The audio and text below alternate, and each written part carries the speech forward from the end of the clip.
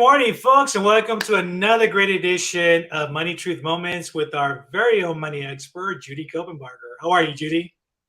I am awesome, Carlos. I just got back from a week in Hawaii, and I'll tell you, there's something about the sun and the ocean that just kind of resets me. And we had a great time. We're back, got a little fun. Great. That's awesome. That reminds me, we might have to do a show in Hawaii at some point. That would be a great road trip, right? For sure. I'd be happy to do that. Absolutely. We'll haul the families out there and have a great time. That's right. Folks, if you're just joining us for the very first time, welcome. If you're not following Judy, please do so at judycopenbarger.com. We're going to talk a little bit about our website a little bit later on in the show. It'll also give you an opportunity to follow her on all of her social media platforms. So we've been on this amazing journey, and folks, if you're just joining us for the first time, you have to look at some of the previous videos. Today, Judy is going to actually go through a quick review before we get to our next step in the series that we've been talking about. It is great content, so make sure that you do take time to watch it. And today, we're basically going to be talking about another portion of it, which is the check-in. So this is all dedicated, folks, for financial peace of mind, financial freedom, financial roadmap, however you want to word it. This is to help you guys. So without further ado, let's get right in it. All right. So here we are, as you mentioned, Carlos, with the final step of financial freedom, this whole journey that we're all on. And so we've got four steps. The first step is to put a plan together. And you've got to put your plan together with the right people. The decision makers involved. If you're married, your spouse would be involved.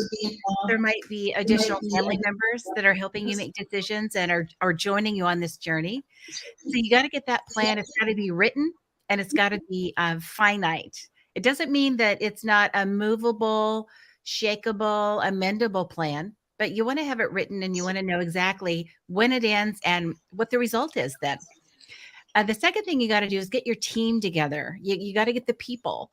And the people might be accountants, attorneys, investment advisors, your 401k provider, insurance agents, the financial people in your life, mortgage brokers, bankers, the people that will help you gain the access to the tools that you need for your financial journey. So get your team together.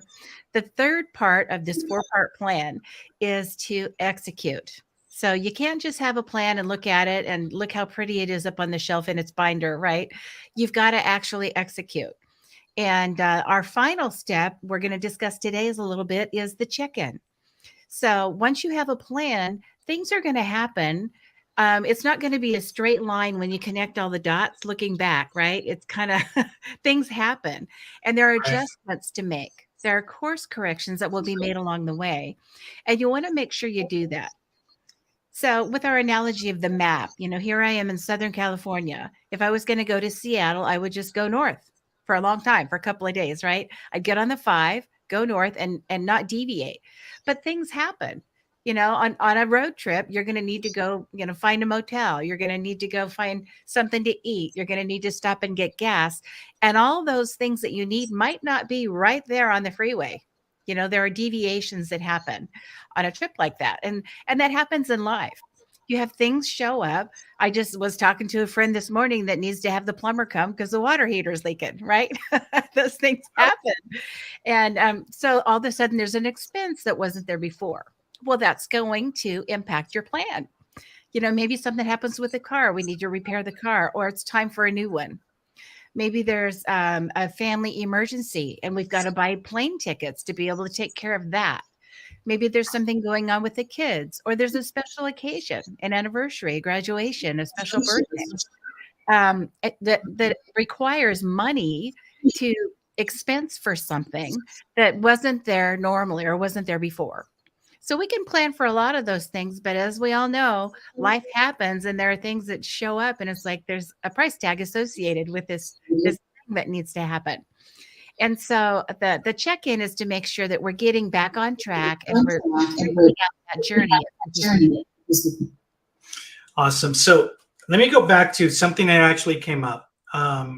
And I know that we've talked about this before, but I know that we have new viewers as well joining us, and it could also be a great review with folks. On the second step of the journey, when we talk about teens, right? We've been very thorough talking about the 4-H method. We talked about those specific folks. If I'm going to ask you a two-part question on this, right? So one's going to be related to family, the other one's going to be related to business. Mm-hmm. When you're starting out, whether it's you're a young couple, whether you already kind of lived most of your life, but you realize that you haven't done things the right way, right? What are some key elements before I even think about starting to add my team?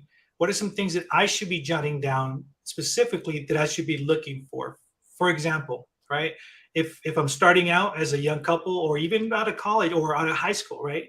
The youth, and this is what's gonna help them not make the same mistakes that a lot of our parents or us, and that we didn't know any better, right?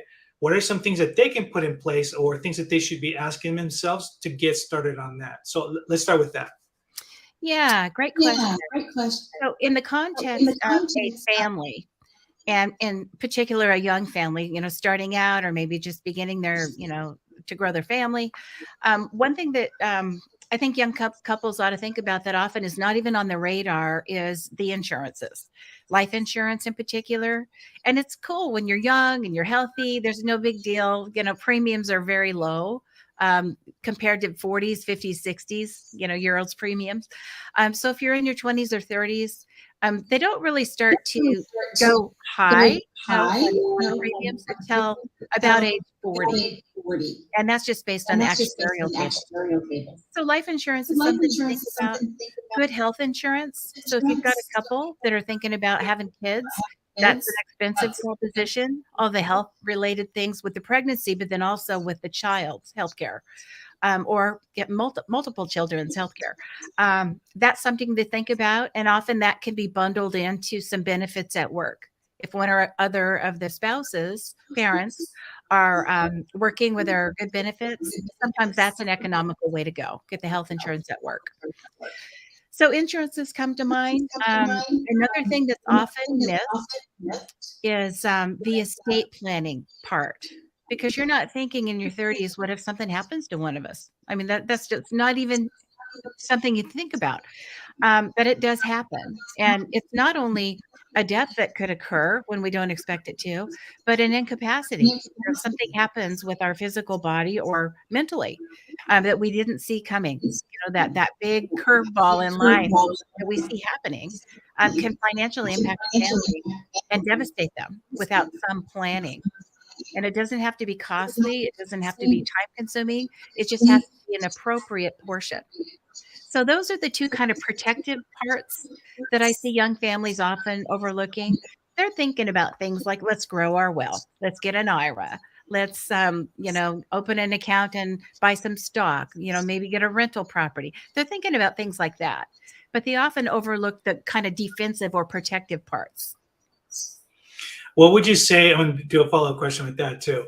What would you say? There's a lot of agents. Obviously, we know there's a good, the bad, and the ugly in the insurance world, right? We've kind of all experienced it. Some of us are probably still going through it as well too. But when it comes to the young folks as they're starting out with this, and I remember this back about 25 years ago, or almost 30 years ago. My dad was very adamant about insurance, taking care of your family when you get to that, when you're family. But what I remember now is even back then, when dealing with somebody for life insurance, for example, right? You don't know what you don't know, right? So the questions is that they present to you with is, here's a 15-year plan, here's a 30-year plan, or X, Y, and Z, right? How do you ask the right questions, or how do you know what's the best option, or somewhat, right? It doesn't have to be like the answer to everything, but because you hear so much, you kind of left in limbo. It's like, well, should I just do this for now? And I think people forget what the purpose of life insurance is all about. So maybe you can share that a little bit. Absolutely. And I think the best way, this can be a deep dive. So to get the book Money, Truth, and Life, or go to the online Money, Truth, and Life Mastery course, you'll be able to really answer that question thoroughly. But just on the surface, the two things that you want to ask your insurance agent or distinguish in your own mind as you're planning for life insurance, specifically, the first thing is, do I need it to be permanent or do I need it to be temporary? So do I need insurance just as long as I'm bringing in household income, providing for the family, and just get those kids raised and make sure that if I'm not working, there's still income? Is that the purpose? So that would be a temporary purpose. Or is it a permanent purpose for life insurance? Is it something that I want to use as an investment? Something that I want to use as asset replacement at the other end of life to cover estate taxes or help fill in the gap in a business? You know, if I die and I'm working in a business, they need to hire somebody else. We don't want the business to fail. We need capital. So purposes like that, it's great to have permanent insurance. Usually it's not something that you want to do as a young family starting out, where you're trying to make ends meet and the kids are growing and so are their expenses. And, you know, it's not one of those bills that you want to be one of the biggest chunks of your income, because it's going to fail at some point and you will have overpaid the premium for a policy that eventually you will lapse. It'll cancel. And now you paid all that money really for no benefit. So the first thing is it permanent or temporary, the need that I have for insurance? What is its ultimate purpose? But there's great information on that in the Money, Truth, and Life Mastery program. If you just pick up the book on Amazon, it's got a whole chapter on all of these distinctions. How do you pay for it? When will it lapse? Can I keep it from lapsing? Is there a universal type policy I can have where if I can't make the premiums, they don't cancel on me? Yes, there's all kinds of products out there. So you want to distinguish that. And I think it's good to know a little bit before you start talking to an agent, because there's natural conflict of interest when you're talking to an insurance agent. If you have no clue what you're doing, your education will come from someone on the other side of the table. And it's not bad, it's just how it is. But there's a built-in conflict because on the other side of the table, you have someone who will earn a commission on the policy that you purchase or policies that you purchase. And the higher the premium for your policy, the higher the commission. So it's natural that they want you to have as much as possible and do as much as you can for your family. But it's not often a whole conversation about, well, what is your budget? What can you afford? What other things might happen that might blow up the plan and have you have spent money for something that has no benefit for you, no value for you. So that's where you want to just kind of be aware before you do exactly what you can afford, what the is, and just understand that there's natural adverse relationship. Not that your insurance agent is bad or that they're going to do something bad to you, Right. but you want to understand how it works. Because I see a lot of people end up buying a product that they can't afford to keep. And it wasn't a concern to the agent as it was to the client, but that conversation never got to happen. Make sense? No, absolutely. And it kind of leads to the next point where it's having someone like you that can oversee and guide folks into what those right questions are. If this is the right fit, are you overpaying for things that you really don't need, and can you use that for something else too? And that's been a lot of the processes you've talked about over the last several months. And as we're talking about this journey, folks, you need to make sure that you are following Judy at judycopenbarger.com, which is actually a perfect transition to talk about the resources on your website. But before I do that, this is the book that Judy's talking about, folks.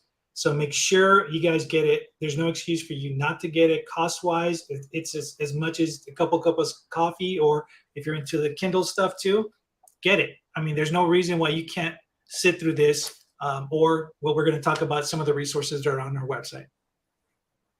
Absolutely. And I love that you brought that up, because you were talking about this kind of journey, you know, specifically we're talking about insurance, specifically life insurance and that whole thing. It's a tool, right? And tools are great if you use them the right way. You know, you can give a hammer to a 6-year-old and they might build you a beautiful, you know, birdhouse, or they might, you know, do a lot of damage with that hammer. It's neutral. It's not good or bad. So it's how you use it and how you're instructed to use it. Just like any investment or any legal document that you might create, any kind of policy that you have, all the way down to your business cards. your car insurance, house insurance, all of that. They're twofold. So you want to pay an appropriate amount and get the perfect amount of service delivered to you to make sure that it's exactly what you need. You're paying exactly what you should for it. Excellent. And then can you share with us a little bit more about what folks can expect when they visit your website? Absolutely. So judycopenbarger.com is kind of your gateway, your portal to all the good stuff. That'll give you access to the author's page on Amazon. Money, Truth, and Life is a bestseller, so it's available anywhere that you buy your books, bestsellers. There's Barnes and Noble, there's Books A Million, Target. I think it's bestsellers on all of those portals, and Amazon, of course. Money, Truth, and Life, pretty simple. It is your primer level access to all of the distinctions when it comes to the 5 portals that you need to understand about personal finance, small business, small ministry. What do you need to know about taxes, estate planning, legal documents, investments, the bulls and the bears, 401ks, IRAs, all of those things, all these insurances that we talked about, everything that you need to know. It'll give you a way to distinguish, do I need that or that? And as you mentioned, it'll give you maybe not all the answers for you, but it'll give you all the right questions to ask the professionals that are serving you.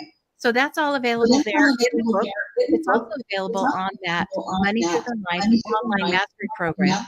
And the judycopenbarger.com website has a little green magic button that gives you right into that portal to access that program. So you can watch a whole course on insurance or a whole course on investments or tax or any of these 5 pillars, or you can just watch a class or 2. So that's all available for you. Just go to judycopenbarger.com, click around. There's also some helpful articles there, access to YouTube videos that you can watch on any subject you can imagine when it comes to small ministry business and personal finance. Excellent. And folks, the best thing about this is not only the content, which is great, but it's free. So you have no excuse to visit the site or follow Judy with that too. I'm telling you, go through the site, go through the videos. There is so much information, so much great information that applies to everyday life here. And you're just gonna benefit from it. So I heavily encourage you guys to follow her and check out the website, check out her videos and all that good stuff as well too. So, all right. So I asked you about family. More importantly, kids kind of transitioning or going forward. Let's talk a little bit about the other side of that. Folks that are just starting out in business, those that have been laid off. We've gone through a lot in this last several years, pandemic, all that stuff. People had to pivot, do different things, be creative, right? Because you couldn't really do a whole stuff. You couldn't really have your business running because everything was shut down. So having said that, if I'm one of those folks starting out, you gave me some great content for my family to look out for. What are some things that I should be thinking about as I'm preparing to launch this business? Let's just say it's coffee mugs or whatever, Yeah, so for a brand new business, the first big threshold question is, how do I want to structure my business legally? Do I want it to be a business that I just own as a sole proprietor and put it on my Form C on my tax return and just take the expenses against it and have a small account for that? Do I want it to be that simple to start? Or do I want to incorporate? When you incorporate, and again, there's all kinds of videos on all this, the Money, Truth, and Life online mastery program goes a deep dive on this. But do I want it to be an S corp or a C corp? Very different in tax treatment and liability protection. Do I want it to be a partnership? How do I want to structure my business? And when is it appropriate? So there are pros and cons to an S corporation, for example, or an LLC. There are pros and cons to that. What are the pros? What are the cons? What does it cost me? What do I have to do when it comes to formalities, accounting? How do I keep records? It's going to be very different depending on the nature of your business structure. So those are things that you want to kind of do a side by side when you're starting a business. How do I want to structure it? And if you start one way, for example, sole proprietorship, you're just doing some really cute coffee mugs. You put them on a site where you design it, but they're just direct delivered to your customers. Not a big deal. You don't even need storage in your garage for that. But maybe you turn into a business where you're manufacturing on your own. Now you need storage, you need a facility, you have staff, you need an office as you're growing your business. At some point, you might want to scale it. Now you're a big deal, right? At what point then do I go from a sole proprietorship to some kind of a partnership, LLC, or corporation? When do I do that? When do I do that? Financially and logistically to do that? And all those answers will come from you, but they're going to come from you inside of a set of questions that'll give you the right answer every time. Right? If you go through the right set of questions in any area of finance, that's Right. this. It's like a little tree. You're going to get to the right answer for you. Might not look like your neighbor or your brother-in-law or the person that has been mentoring you. It might be a different journey and different timing, but it's going to be right for you and it'll help you avoid all those mistakes that are out there. So that's why I built actually. That's why I have the book and the website and all this content coming out. Because I got so sick and tired of watching people make mistakes. I just knew this nuance. They could have made a whole different decision and had a whole different outcome, but they didn't know, or they were misguided somewhere along the line, or misunderstood information along the line and or took bad advice. And there's a lot of bad advice out there on TV, on the radio, a lot of books, a lot of websites that just have content that, I'm thinking, well, maybe for that one person, it might be the right answer, but for all these other people that have these circumstances, it's going to blow up their whole plan. So my work, and that's why it's free. It's not valueless, but it's free. It's offered for people other than the book by Amazon Music or something. But we want to make sure that people have what they need available. And if they make mistakes and they've heard me speak, it's not my fault. Right? I'm doing my part to put information out there for people to make smart decisions about money. And I feel like that's important for me to do at this point in my life, to share what I've learned and express communications that have been pretty effective with people, thousands of people over the years, and help families navigate well. That's why I'm here, and that's why I'm putting in the time and the effort to make these resources available. And I have to tell you, Judy, one of the things that you stand on top of this hill by yourself is the fact of your authenticity. And I've heard that over and over from viewers. You're not here selling products. You're not here selling services or whatever. This has been from day one about your legacy, what you're sharing, like you mentioned. So you got tired of seeing people making mistakes, and you went out there and you did something about it. You got a great book. You got great resources for folks, so you don't repeat that same mistake. So that's the whole premise of this. If you're just joining us for the first time, this isn't about a quick, save finances, a scheme. Oh, no, it's none of that. None of what you see on TV. If you act now, for the next 30 seconds, you're gonna, X, Y, and Z. So that's a level of respect I think that you've established. Is definitely the fact that you're so authentic, you're real, and you're not like everybody else out there. So we really appreciate you always sharing that wisdom. Folks, if you're not following Judy, do so at judycopenbarger.com. Like she just mentioned, there is a great wealth of information. Most of that stuff is free. All it takes is your time to sit down and watch it as well too. So when we talked about checking in, also one of the things that I think people need to remember is that check-in and that team connection is also very important for accountability, right? And that's something you've talked about before. You want to just add a little bit more to that? Yeah, well, the whole system, the whole process, the whole plan is designed around accountability to make sure you get it done.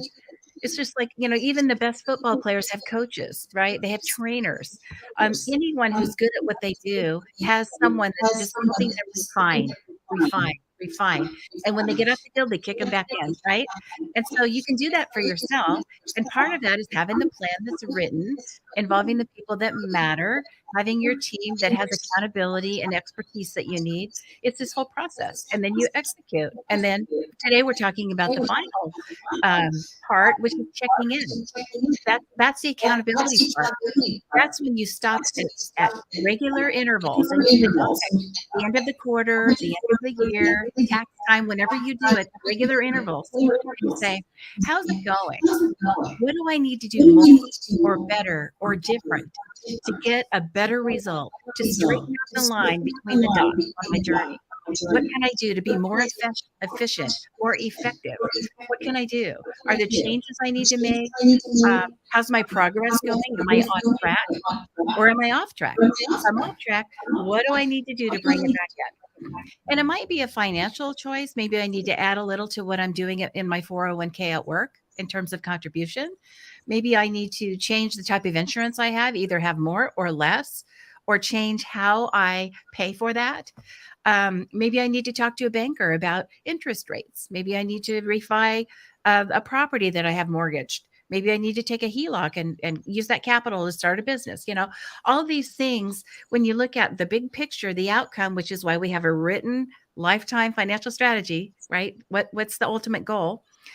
You'll know if you're on track or off track. And this is the regular interval, however you do it at your house. In my practice, we do it every 4 months. We check in every 4 months. So we have 3 meetings a year. I found that 4 is too many, quarterly is too many, and 2 is not quite enough for most people. But it could be in your household, you only need an annual checkup. And you can do it either in October. If you're in business, October is good because you have time to set up the rest of your accounting before the year's end. Some people do it at tax time between February and April when everything's on the dining room table anyway, because you're gathering it for your accountant. So whatever it is, you want to have a regular check-in scheduled every quarter, every trimester, every year, whatever it is for you at your house, depending on the complexity and how many moving parts you have. But you want to do that check-in. You want to have accountability and course correct regularly. Excellent. And folks, we are at the tail end of our show, and most of you guys know what this means.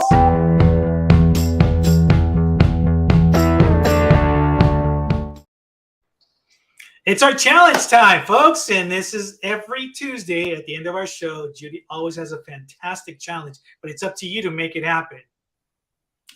Are you ready for the challenge? I am ready. Okay.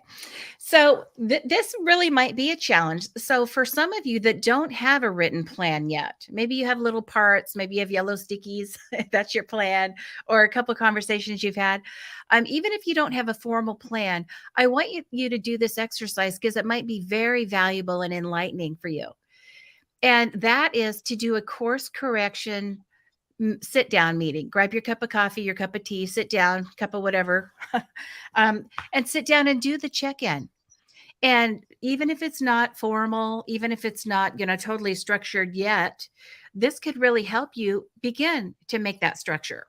So do a check-in. And in the 5 pillars, ask yourself, how am I doing with insurances? Do I have the right kind? Am I paying too much? Are there gaps in it?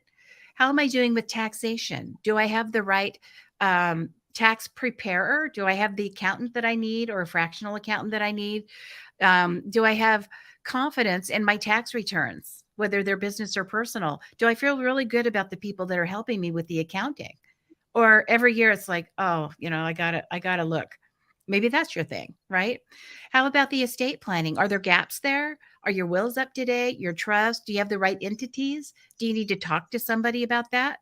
If you don't even have an attorney, start asking all your favorite people who their favorite attorneys are that help them with that.